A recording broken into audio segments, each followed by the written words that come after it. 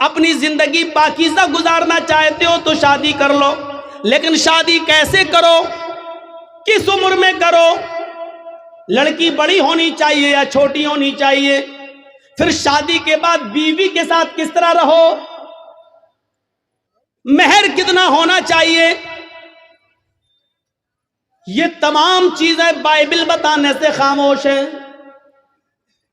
वेद आप पढ़ें तो वेदों में भी लिखा है कि रामचंद्र जी ने भी शादी की थी, लिहाजा तुम विवाह करके अपने आप को सुरक्षित कर लो।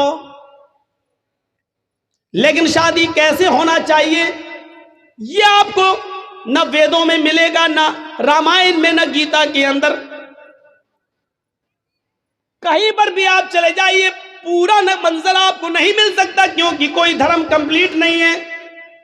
इस्लाम से पूछिए, मोहम्मद रसूलुल्लाह से सवाल कीजिए कि शादी कैसे करना चाहिए, तो अल्लाह के नबी सल्लल्लाहु अलैहि वसल्लम की शरीयत जवाब देगी। जैसे मोहम्मद रसूलुल्लाह ने 25 साल की उम्र में अपनी से 15 साल बड़ी हजरत खदीजा को अपने निकाह में लाए, ये नहीं देगा कि हमसे उम्र में बड़ी है और इसका पहला शौहर तलाक दे चुका है या इंतकाल कर चुका है, ये बेवा है, किसी की शौहर मर गया, ये उसके बाद की वह बची हुई बीवी है और खदीजा के 2 बच्चे भी हैं, हम शादी कर लेंगे तो उसको भी संभालना पड़ेगा।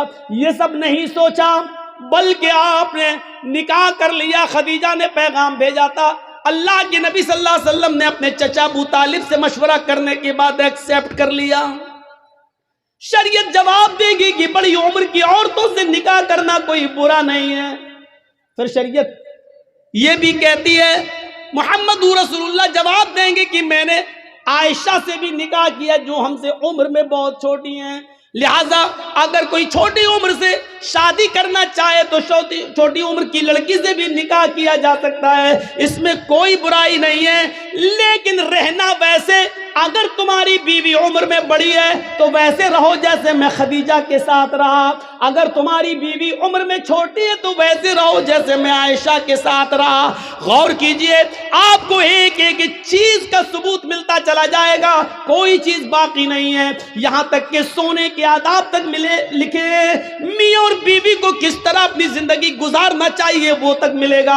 यहां तक कि मियां और बीवी के जिस्मानी और शारीरिक संबंध कैसे होना चाहिए, जनाब मोहम्मद रसूलुल्लाह ने उसको भी बाकी नहीं छोड़ा और वो भी बता दिया, क्योंकि इस्लाम एक कंप्लीट मजहब है। जैसे माँ और बाप अपने बच्चे को उंगली पकड़ के चलना सिखाते हैं, माँ के पेट से बच्चा पेशाब और पैखाना करने को, साफ करने का तरीका सीख के नहीं आता, वो अपने माँ और बाप से सीखता है। उसी तरीके से मोहम्मद रसूलुल्लाह ने भी हमें उंगली पकड़ के चलना सिखाया है, सब कुछ बता दिया है कि तुम्हें ऐसा करना है, ऐसा करना है, ऐसा करना है, ऐसा करना है।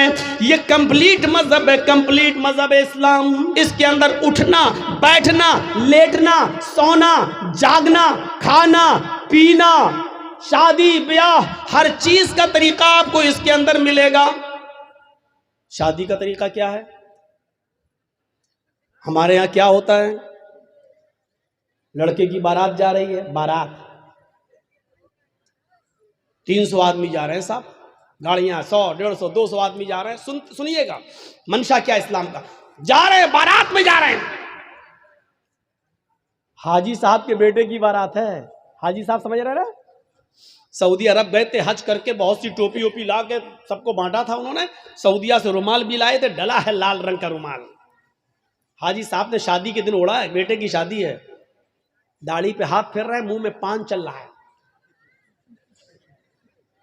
जर्जी साहब पूछ रहे हैं, हाजी जी आज तो माशाल्लाह जवान लग रहे हो, क्या बात है, चेहरे पे बड़ी रौनक है। तो बेटे की बारात जा रही, मेरे बेटे की बारात जा रही। अच्छा बारात क्या होती है मालूम है? बारात, ये बारात का तसव्वुर कहां से आया? 100, 150, 200 साल पहले जब हमारे हिंदू भाइयों में, जब वो अपने लड़के की बारात किसी दूसरे शहर में ले जाते थे तो डर होता था कि कहीं लूट ना जाए काफिला, कहीं ये लोग लूट, अकेले अगर लड़का लड़की शादी करके आएंगे तो कहीं लूट न लिए जाएं, सोना चांदी जेवरात लूट जाएं, तो ऐसा नहीं होता था। फिर वो लोग 100-50 आदमी को लेके निकलते थे घोड़ों पर, जो भी चीज मिलती थी उस पे जाते थे दूसरे शहर, और वहां से लड़की की विदा करा के अपने साथ लाते थे ताकि लूटे ना जाएं और काफिले वाले सामान ना लूट लें। तो वहां से ये रस्म निकली और निकलते निकलते आज इसने बारात का नाम पा लिया। बारात का आज ये हाल है, एक घर से दूसरे घर में भी बारात जा रही है तो 200 आदमी चाहिए। इनको बारात नहीं कहना चाहिए, सच पूछो मौलाना जर्जीस के हिसाब से तो इनको चोर कहना चाहिए, डकैत, डाकू। ये बाराती नहीं है, डकैत जा रहे हैं, डाकू। लड़की वाले के घर डाका डालने जा रहे हैं, वहां जाके बैठ गए साहब, जैसे इनके बाप का घर हो। अब गरीब लड़की वाला बेचारा वो इनको अच्छे से अच्छा खिला रहा है, वो जानता है कि अगर खाने पीने में थोड़ी सी भी कमी हो गई तो जिंदगी भर मेरी बेटी को ताना मारेगा। ये पूरा समाज जितने आए हैं, ये चोर, ये डकैत, ये सब ताना मारेंगे, देखो उसके बाप ने ऐसा खिलाया, कोई इज्जत नहीं की है। तो बेचारा वो इन चोरों का पेट भरने के लिए इन डकैतों का हलक तक ठूस देता है, लो खाओ, पहले नाश्ता फिर खाना, यहां तक ठूस देता है उसके, सिर्फ इसलिए कि मेरी बेटी का घर बस जाए। जबकि उसका कर्ज अदा करने के लिए बेचारा सालों साल उसका ब्याज देता रहता है, लेकिन कर्ज अदा नहीं कर पाता है। ये कौन सोचेगा? इन गरीब लड़कियों के जो हाथ पीले नहीं हो रहे हैं, ये कौन सोचेगा? जरा तसव्वुर करो कि एक मोटरसाइकिल पे वो लड़का कैसे बैठ जाता है। साहब बड़ी अच्छी गाड़ी है माशाल्लाह, कहां से मिली, कितने में खरीदी? जहेज में मिली, जहेज में मिली। अरे उसको कहना चाहिए भीख में मिली, कहता जहेज में मिली। उसको कहना चाहिए मेरे ससुर ने मुझे इंटरनेशनल भिखारी समझ के दी, वो कहता गिफ्ट में दी। नाम बदल गए, देख लीजिए आप।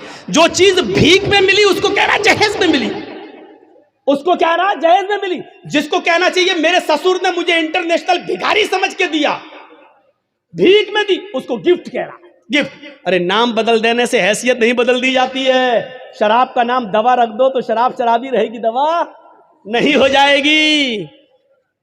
मौलाना जर्जीस की शेरवानी उतार कर किसी सुअर को पहना दो तो क्या वो सुअर मौलाना जर्जीस बन जाएगा?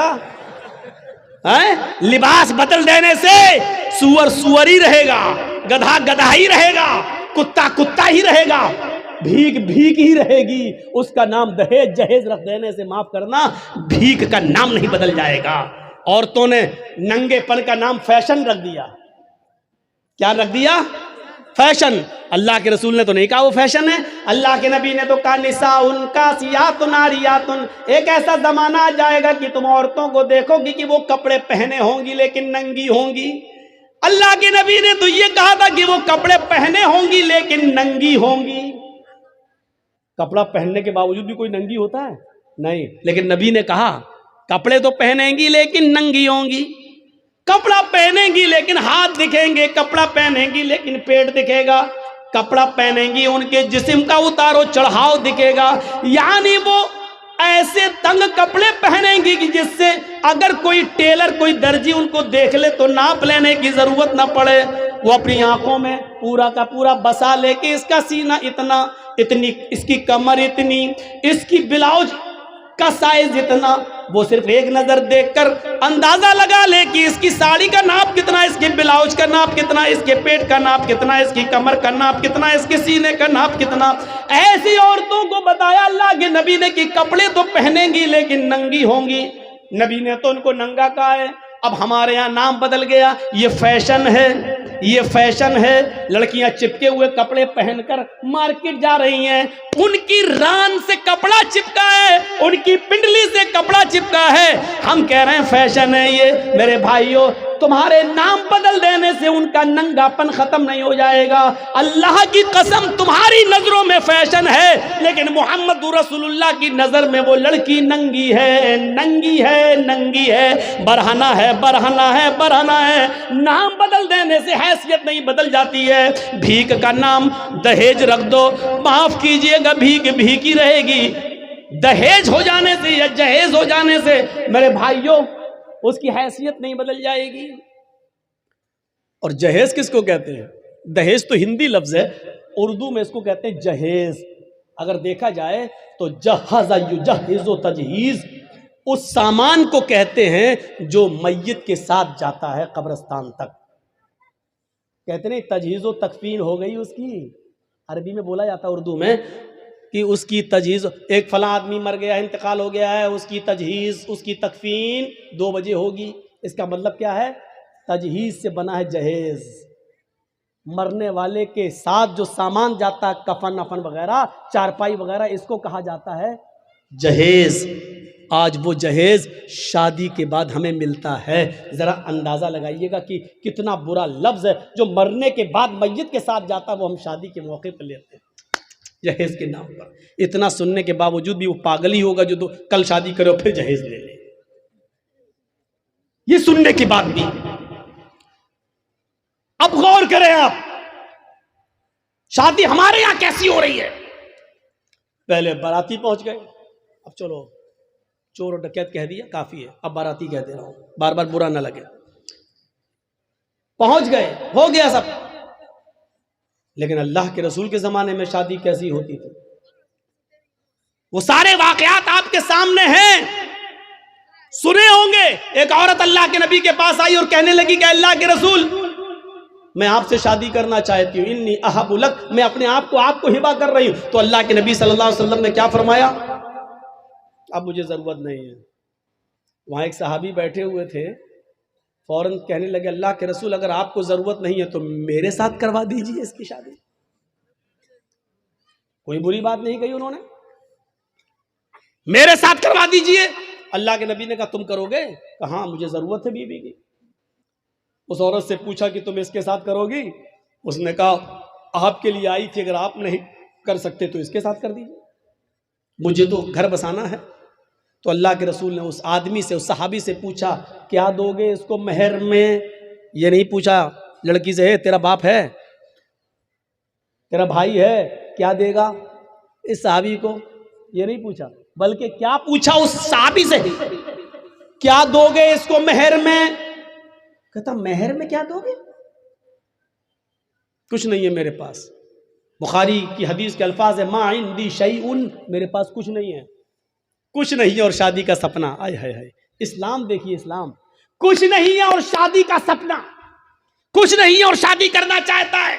अल्लाह के नबी ने फरमाया ना ना ना, ऐसा मत कहो, कुछ नहीं है, घर जाओ, शायद कुछ सामान मिल जाए, लेकर आओ, वही इसको महर दे देंगे। हाँ हाँ ठीक है, मैं जा रहा हूं। घर गया, अपनी माँ से, बाप से, भाई से, बहन से, सबसे पूछ डाला कुछ है?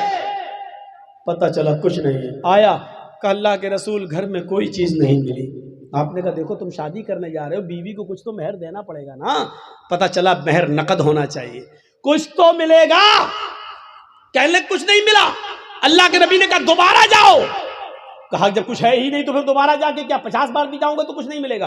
कहा दोबारा जाओ, इल्तमिस खातमम मिनल हदीद, लोहे की अंगूठी मिल जाए तो वही ले आओ, सोने की नहीं, चांदी की नहीं, लोहे की अंगूठी जो आज 5-5, 6-6, 10-10 रुपए में हमें सड़कों पर मिल जाएगी। अगर लोहे की अंगूठी ही मिल जाए तो वही ले आओ, वही दे दो अपनी बीवी को, होने वाली बीवी को। वो कहता लोहे की अंगूठी, चलो जाता हूं, पूछता हूं, मामूली चीजें होगी, घर में रखी होगी। वो दोबारा घर गया। वो सहाबी थोड़ी देर के बाद घर से वापस आते और कहते माँ वजद तो खातमम मिनल हदीद, अय अल्लाह के रसूल, घर में बहुत कुछ ढूंढा, बहुत तलाश किया, लेकिन मुझे लोहे की अंगूठी भी नहीं मिली। मायूस हो गए। अल्लाह के रसूल भी बैठे कि इसके पास लोहे की अंगूठी भी नहीं है, अब ये कैसे क्या होगा। अब वो जाने लगा। अल्लाह के नबी ने कहा कहाँ जा रहे हो? क्या करूंगा बैठ के, जब निकाह ही नहीं हो सकता है, लोहे की अंगूठी भी नहीं है, कुछ नहीं है घर में, जा रहा हूं खेती। बाड़ी करूंगा, कुछ मेहनत करूंगा, मजदूरी करूंगा, माँ बूढ़ी है उसकी जिम्मेदारी है मेरे ऊपर, बाप बूढ़े हैं उनको खिलाता हूँ पिलाता हूँ, जा रहा हूँ काम धंधा करूंगा कुछ। अल्लाह के नबी ने कहा इधर आओ, बैठाया अपने पास, पूछा तुम्हारे पास कुछ नहीं है? कहा तो दिया नहीं है। लोहे की अंगूठी भी नहीं है? कहा नहीं। कहा अच्छा सोचो, एक बार और सोचो, कुछ है? दिमाग ना, हाँ है। का क्या है? इंदी इजारुन, एक लुंगी है, तहबंद है, एक तहबंद है, लाओ लाओ लाओ लाओ, इसको दे दो, चलो वही दे दो। क्या कहता है मालूम है? वही दे दो। जब वो दे दूंगा तो मैं क्या पहनूंगा? जब सोता हूं तो वही तो पहनता हूं घर पे, जब इसको दे दूंगा तो मेरे पास क्या रहेगा? तो अल्लाह के नबी ने कहा फिर क्यों कह रहे हो कि कुछ है? कहा आपने पूछा तो मैंने कह दिया वही है, उसको मैं पहन के सोता हूं, तो फिर उसको वो भी नहीं दे सकते हो? तो उसने कहा पूरा नहीं दे सकता हूं, 2 टुकड़े कर देता हूं, आधा दे दूंगा इसको। अब अल्लाह के रसूल की मुस्कुराहट निकल गई, हंसी आ गई। आधा दोगे बेचारी, आधा का क्या करेगी वो? आधा किस काम का? और जब फाड़ दोगे तो आधा तुम क्या करोगे? तुम्हारे किस काम का? किसी काम का हो या ना हो, कम से कम खेत में बिछा तो लेंगे, बैठ तो जाएंगे। बांधने के लायक नहीं रहेगा तो क्या हुआ, कम से कम जमीन पर बिछा के बैठ तो सकते हैं। पूरा नहीं दे सकता हूं मैं, दूंगा तो आधा। अल्लाह के नबी ने कहा आधा ना उसके कोई काम का, ना आधा तेरे कोई काम का। नहीं ये तो नहीं लूंगा। अच्छा ये बताओ कुरान कितना याद है? ओहो नौजवानों सुनो, वीडियो बनाने वालों सुनो, अपने अपने कैमरों में कैद करने वालों सुनो, सुनना और पूरी तकरीर मत सुनना, बस वही सुनते रहना कि सबसे बड़ा सख्त अजाब उसको होगा जो दुनिया में तस्वीर है। पूरी तकरीर मत सुनना, बस यही सुनते रहना। ये जुमले तुम्हें थप्पड़ मारते रहेंगे जब तक दूसरे साल हमें बुला नहीं लो, तब तक वही हदीस तुम्हें थप्पड़ मारती रहेगी कि हम क्या क्या करते हो, कितने बड़े बड़े गुनाह करते हैं। सुनो, कहा कुरान तुम्हें कितना याद है? सोना नहीं, चांदी नहीं, कपड़ा नहीं, दौलत नहीं, यहां तक कि बीवी को देने के लिए लोहे की अंगूठी भी नहीं। इतना गरीब घर का सहाबी, लेकिन जब उससे पूछा कि तुम्हें कुरान कितना याद है, सर उठाता है, कहता है अल्लाह के रसूल मुझे सूरह मुल्क याद है, मुझे सूरह हश्र याद है, मुझे सूरह जुमा याद है, मुझे सूरह मुनाफिकून याद है, मुझे सूरह नबा याद है, मुझे सूरह कयामा याद है। अल्लाह के नबी ने फरमाया क्या तुम्हें इतनी सूरतें याद हैं? कहा हाँ। आपने कहा क्या तुम मुझे मुंह ज़बानी बगैर देखे सुना सकते हो? उसने कहा। आपने कहा इतनी सूरतें तुम्हें याद हैं? उसने कहा हाँ। कहा फिर ये क्यों कहते हो कि मेरे पास कुछ नहीं है? तुम्हें इतनी सूरतें याद हैं, क्या तुम इन सूरतों को अपनी बीवी को याद करा दोगे, इस औरत को याद करा दोगे जिसके साथ मैं तुम्हारा निकाह करना चाहता हूँ? उसने कहा हाँ मैं करा दूंगा। उस औरत से पूछा अगर तेरे शौहर के तेरे निकाह के मेहर में अगर कुरान की इन सूरतों को मैं मेहर बना दूं और इन्हीं सूरतों को तू अपना मेहर मान ले, तो क्या तू इससे निकाह कबूल कर लेगी? क्या इन कुरान की सूरतों को अपना मेहर मान लेगी? कहने लगी रोते हुए, हाय अल्लाह के नबी, जिस औरत की शादी में, जिस औरत के निकाह में कुरान की सूरतें मेहर बन जाए, उससे ज्यादा बाबरकत निकाह किसका हो सकता है? उससे ज्यादा पाकीज़ा निकाह किसका हो सकता है? फिर अल्लाह के नबी ने उन सूरतों को ही मेहर बना दिया और उसके बाद निकाह पढ़ा दिया। उस औरत का ना कोई बाप था, ना चचा था, ना भाई था, इसलिए खुद अल्लाह के रसूल काजी की हैसियत से उसके वली बन गए, सरपरस्त बन गए और आपने उसका निकाह करके उसी दिन भेज दिया। ना बारात का पता था, ना उबड़ने का पता था, ना हल्दी का पता था, ना मेहंदी का पता था, न लड़कियां लड़के को देखने आई है, ना लड़की वाले देखने आए, वहीं पर निकाह हुआ और सब कुछ हो गया सारा।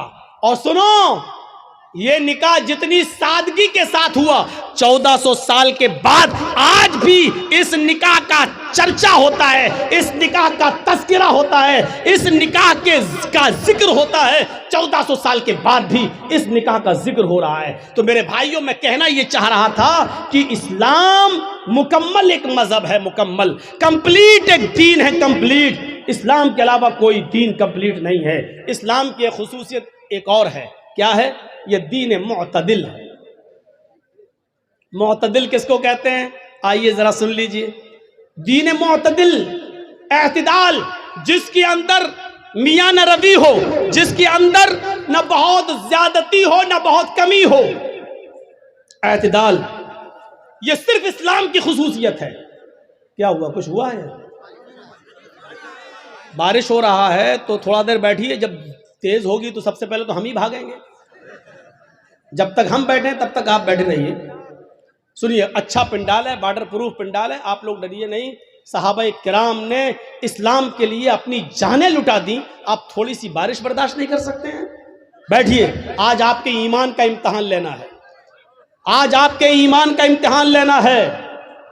जो योगी और मोदी का प्रस्तार है वो जाए, जो मोहम्मदुर रसूलुल्लाह का प्रस्तार है वो बैठे, जो ईमान जिसके दिल में है वो बैठे, जिसको इन सियासी लीडरों से मोहब्बत है वो जाए, जिसको ईमान से प्यार ना हो वो जाए, जिसको मोहम्मदुर रसूलुल्लाह की शरीयत से प्यार है वो यहां बैठे, वो यहां सुने।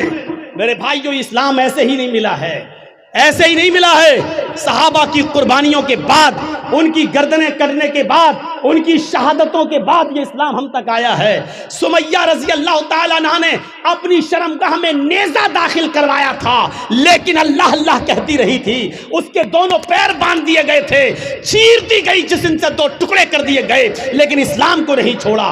आओ, तुम सुमैया जैसी सहाबियात के ईमान पे भरोसा करते हो तो बैठो। इनकी तरह ईमान अगर तुम्हारे दिलों में मौजूद है तो बैठो, और देखता हूं कि कौन है जो बारिश के चंद कतरों से डर के भागता है, और कौन है जो अपने ईमान की मजबूती का सबूत पेश करता है। मेरे प्यारे साथियों, आपको बैठना होगा और जिसको जाना हो जाए। जिसके जेब में नोटों की गड्डी हो और बारिश के कतरों से उसके भीग जाने का डर हो वो जाए यहां से। मौलवी जर्जीस को ऐसे जवानों की जरूरत नहीं है, ऐसे जवानों की जरूरत नहीं है। जर्जीस का राह बड़ा मुश्किल है, जर्जीस का रास्ता बड़ा कठिन है। हमारे रास्ते पर वो चले जो कांटों पे चलना जानता हो, हमारे रास्तों पे वो चले जो आग के अंगारों पर जिसको डर हो कि हमारे पैरों में फलक पड़ जाएंगे वो जाए, और जिसको उम्मीद है कि हम आग के अंगारों पे चल जाएंगे कुरान और हदीस की आवाज सुनकर, जिसको ईमान के लिए आग के अंगारों पे चलना गवारा हो वो यहां बैठे। अब देखता हूं कि किसके ईमान में कितनी ताकत है और किसका ईमान कितना कमजोर है। मैंने दोनों चीजें बता दी हैं आपके सामने।